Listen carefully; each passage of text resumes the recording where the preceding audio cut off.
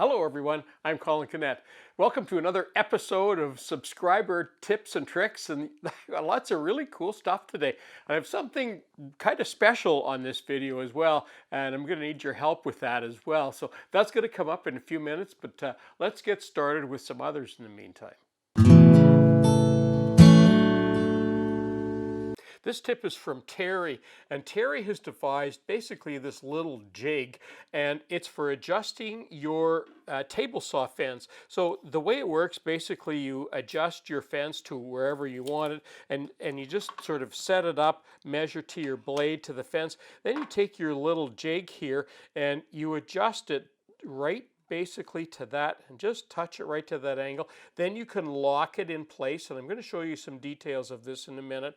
And then to set your fence, all you need to do is move it to the back, lock your fence down here, move this all the way up to the front, lock the front of your fence up there, and now your fence is going to be absolutely perfect to the same distance you set down here. But let me show you a close-up of this. So on the back end, I just put this little knob on here, and to be honest with you, a little crank would actually work better there. And the heart of the little jig here, all it is a T-nut here, and this is just ready rod that you can purchase at any hardware store, and I've just glued a little nut on the end of it so that it's a stopper that goes up against the fence.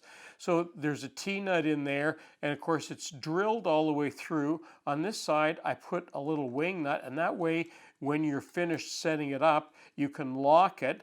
But underneath, and I've just done this temporarily so that you could see what this thing looks like, I've just used an air nailer to nail on this little piece of miter slot, miter blank material that I had, just a cutoff from something else I had.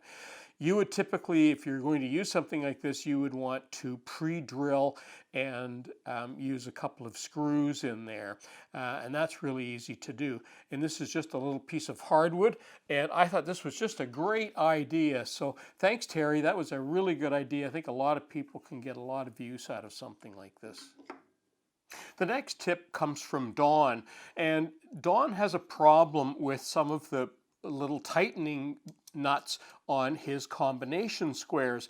And the reason that happens, it's quite common. The reason that happens, people tighten these down really hard because they think that's going to make these more square.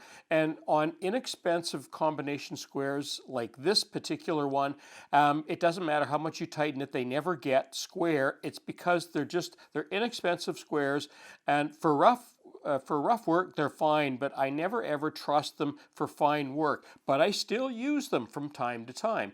Now, when you tighten it too hard with pliers, it's hard to undo. In fact, Don showed me a picture of the knurling has been damaged on some of his little screw nuts here.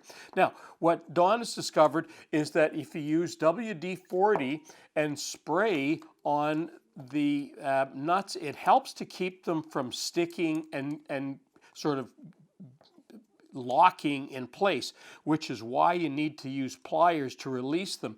I use WD-40 from time to time. My preferred lubricant for these kinds of things is something called Jigaloo, and you may not be familiar with it. I really love this stuff. You can see how old this can is, and it's almost empty, but there's even some rust on it because I've left it outside a couple of times. But either one of these will work fine, and if you just lubricate that will help you. But you really only need to do these things finger tight, because they're only going to get, some of them just will never get perfect. Some of them are, but finger tight is the best, and lubricating all of your tools with Jigaloo or with WD-40 is always a good idea. This next tip is from Michael from the UK, and Michael says if you need to do any kind of fitting and you want it to come off easily after, here's what you do. First of all, you make sure that your fitting is good, and I'm just doing this as a demonstration for you. And basically what you do is you put down tape, and when I do this, I like to make sure that it overlaps each side. That way I can see the tape better. And then we do something called burnishing, and you can take anything, and when you burnish, you basically push the tape down onto the surface and stick it on really well and get it nice and flat. And that really sticks it. And then you do the same thing. And again, I want to overlap it a little bit. And I'm just going to burnish that one down as well. And I'm just using a tape measure here. It's nice and flat.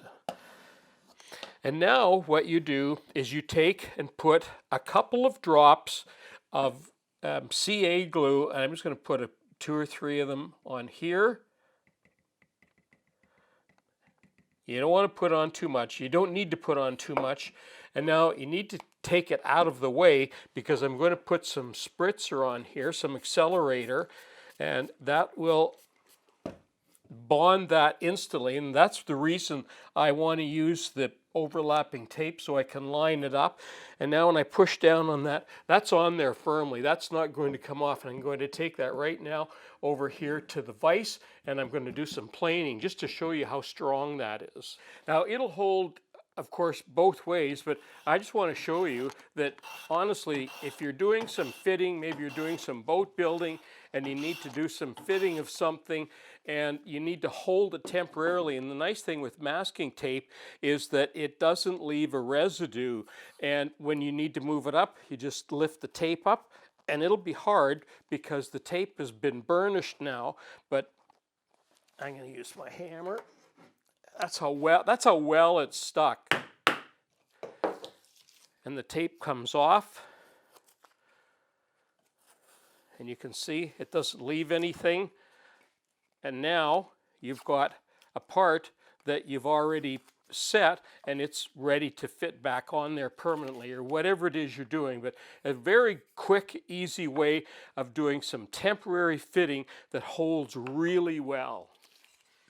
This tip is sent in by Bruce, and Bruce is suggesting if you're doing some handwork and you need to use both hands and you need to move things around quickly, a hold down like this is a great idea. And basically you just cut a couple of grooves, one in one angle, one in another. And the reason for that is you can put things in one way, but then later on you can turn them around so you get different angles. And I just made up something here just as a demonstration. And the way it works is it clamps down, and you can use like a metal hold down. I've even seen just using the cord, running the cord through there, and that works well too.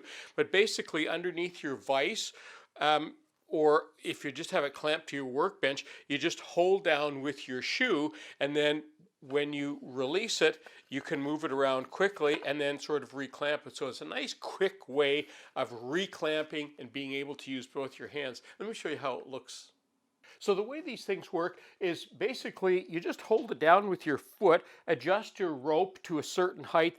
Then as you're carving or doing something up here, you can just release it and move it around to a different angle or a different side, whatever it is you want to do. Then you push it back down again, give it some pressure, and now that's nice and firm in there. So for example, you could use your spoke shave with both hands, of course, and do some work on the handle. And then, of course, you can keep rotating that, flip that around. But then when you want to do some other work on maybe, say, the back end of this, you can move that around and reset that up. And now you could use your little plane and do some carving on the end. So it's a great system. Carvers use it quite frequently, and it's a great reminder. So thanks for that, Bruce.